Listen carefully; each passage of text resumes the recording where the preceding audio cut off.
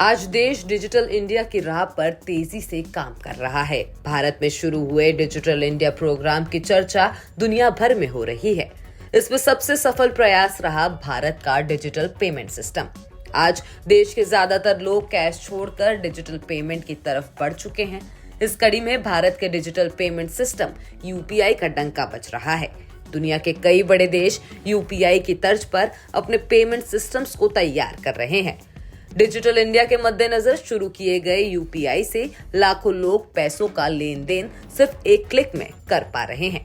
खास बात तो ये है कि हर महीने ऑनलाइन पेमेंट की संख्या में बढ़त देखने को मिल रही है और इस बार तो यूपीआई ने ट्रांजैक्शन के सारे रिकॉर्ड तोड़ दिए हैं। क्या है वो यूपीआई का नया रिकॉर्ड, जानेंगे इस वीडियो में। साल 2023 में लोगों ने बढ़ चढ़कर यूपीआई ऐप्स का इस्तेमाल किया, जिसकी तफसील एनपीसीएल के ताजा आंकड़े कर रहे हैं। यूपीआई ने अब तक के सभी रिकॉर्ड्स तोड़कर नया माइलस्टोन बना लिया है। दरअसल एनपीसीएल यानी national payments corporation of India ने दिसंबर 2023 में की गई कुल यूपीआई ट्रांजैक्शन का ब्यौरा दिया है, जिसके मुताबिक यूपीआई से दिसंबर 2023 में यूजर्स ने 18.23 लाख करोड़ रुपए का लेन देन किया।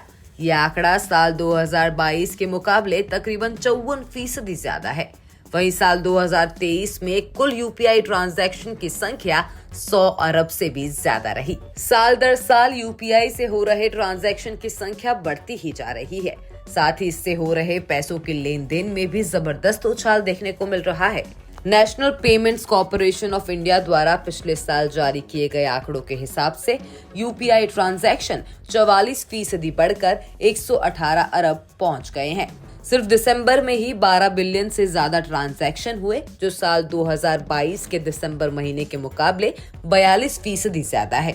वहीं नवंबर में कुल यूपीआई ट्रांजैक्शन 11.24 अरब और अक्टूबर में 11.41 अरब रहे। हमने बताया कि हर साल यूपीआई ट्रांजैक्शन की संख्या में बढ़ावा हो रहा है। वो इसलिए क्योंकि एनपीसीआई के मुताबिक साल 2022 में 74 अरब यूपीआई ट्रांजैक्शन हुए थे, जो साल 2023 में बढ़कर 100 अरब तक पहुंच चुके हैं। इन आंकड़ों से एक बात तो साफ है कि आने वाले सालों में यूपीआई से हो रही ट्रांजैक्शन में बढ़ोतरी ही देखने को मिलेगी। इस खबर पर आपकी क्या राय है, हमें कमेंट सेक्शन में जरूर बताएं।